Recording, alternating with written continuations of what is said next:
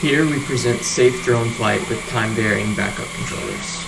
Here you see what happens when you utilize only the backup controller, which stops the drone when it gets close to the other drone. In this paper, we introduce time-varying backup controllers that add maneuvers before the backup controller takes over to help avoid collisions, such as changing lanes before stopping in a car.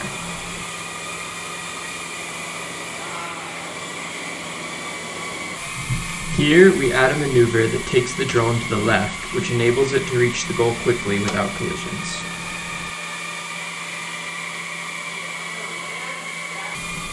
When simple backup controllers are enabled on both drones, they will eventually pass each other due to disturbances, but it will not necessarily be safe or efficient.